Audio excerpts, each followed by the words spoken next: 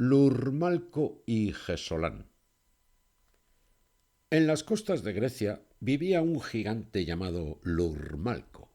Su gran envergadura le permitía adentrarse en el mar sin perder pie y divisar cualquier expedición forastera antes de que llegase a las costas del país. Para eso precisamente lo empleaba Poseidón.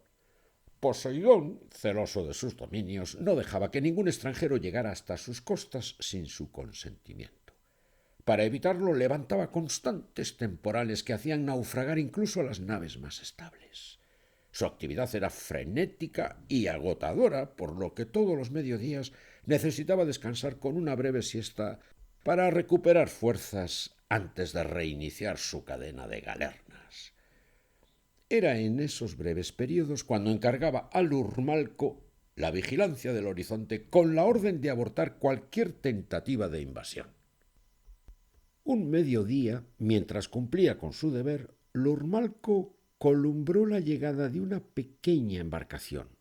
Como hacía siempre, procedió a levantar su gran brazo para ordenarle que corrigiera el rumbo y retomara la senda de su estela. Aquella nave estaba tripulada por Gesolán y su pequeña hija de 10 meses, que todavía no tenía nombre. Tras la primera advertencia de Lurmalco, Gesolán quedó callada, ofreciendo su mirada clara como una invitación a la conversación. Lurmalco, enfurecido, emitió un gañido que hizo retumbar las montañas, levantar olas como castillos y estremecer al cielo. Tal fue la fuerza que el aire se encañonó formando un gran remolino invisible que en su viaje circular arrancó todas las hojas de los árboles de la costa y las hizo viajar hasta el lejano horizonte azul. Cuando cesó el rugido, una lluvia multicolor de hojas comenzó a caer mansamente sobre la nave, sobre Gesolán y sobre su pequeña, sin nombre. En ese momento Gesolán, que hasta ese momento se había sentido abandonada por todos los tiempos, recobró el pulso de su mirada y comenzó a cantar su historia con el solo acompañamiento de la percusión de una piedra blanca sobre el mástil de la mayor. Lurmalco recibió aquel canto llegado desde el último espacio que precede al silencio con curiosidad y valentía. Decidió no interrumpirlo y, pese a no entender la lengua nativa de la intérprete, comenzó a llorar. Agua salada cayendo sobre agua salada. El llanto siempre es una huida orgánica hacia el mar. Transido de emoción y apurado, se percató de que el temible Poseidón estaba cercano a despertar de su asueto y prometió a Gesolán avisarla cuando se dieran las circunstancias para poder llegar hasta Grecia. Para ello le aconsejó que estuviera atenta al horizonte a la espera de la aparición de un destello en el cielo. Gesolán, en agradecimiento, le regaló la piedra blanca con la que acompañaba su música. Cuando Lurmalco dio el relevo a Poseidón, éste reconoció en su rostro el rastro de las lágrimas y le acusó de haberlo traicionado. Y como poseía el mando sobre toda el agua salada del mundo, le vació de lágrimas la cuenca de sus ojos para que no pudiera llorar nunca más, y lo condenó a vagar por los mares en la busca imposible de sus lágrimas en la matriz marina. Lurmalco intentó sentirse culpable, pero no fue capaz. Aceptó el castigo con la dignidad de quien sabe que las cosas tienen sentido. Su pesar era ingente, por lo que de sus grandes órbitas empezaron a brotar lágrimas de polvo y roca. Cada tanto se detenía para descansar de su vagabundeo y allá donde paraba, la tierra y rocas que emanaban de sus ojos se iban acumulando formando un islote. Así anduvo largo tiempo, por lo que el mar se fue poblando de cientos, miles de islas e islotes de todos los tamaños. Cuanto más se alejaba de su país, más lloraba y más grandes eran las islas.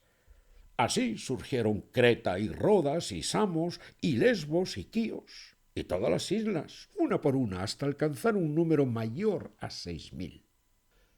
Desde el Olimpo, Atenea vio cómo día tras día emergían las islas y se acercó a averiguar qué estaba pasando.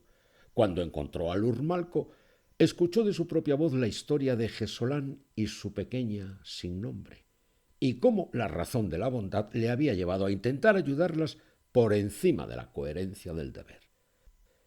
Mientras visitaba las islas, Atenea oyó de los mortales cómo aquellas islas les habían salvado de perecer en sus naufragios. Conmovida, decidió cubrirlas de olivos y les anunció que los árboles llorarían lágrimas negras mientras Lurmalco no recuperara sus lágrimas saladas. Los mortales se afanaron en recoger las lágrimas negras para ofrendárselas a Lurmalco. Este las recibió con emoción y agradecimiento, pero no pudo evitar que la ira y la frustración reaparecieran y terminó por aplastarlas con sus enormes pies. Así fue como, de a poco, entre los ollejos, se fue decantando un líquido solar, rutilante, oro habitado por el verde. Lurmalco se lo llevó a los labios y, como si de un milagro se tratara, sintió que todo volvía a tener sentido. Asistido por el influjo de Atenea, razonó y entendió que aquel oleoso néctar podía amansar la furia de Poseidón. Organizó con los mortales la recolecta de todas las lágrimas negras y se afanó en su prensa. Por un lado recolectaban el aceite en grandes tinajas y por el otro fue acumulando sus negros despojos que tiempo después dieron en llamar Amurca o Alpechín, en un punto del oriente que mucho tiempo después dieron en llamar Península del Cabo Negro. Poco a poco todos los elementos de esta historia se fueron recomponiendo, encontrando su lugar y su nombre, todos, salvo la pequeña hija de Gesolán. Cuando llenaron un número suficiente de tinajas, Lurmalco pidió audiencia a Poseidón para solicitar su perdón con la ofrenda. Poseidón quedó encandilado por la misma y restituyó inmediatamente a Lurmalco en sus funciones.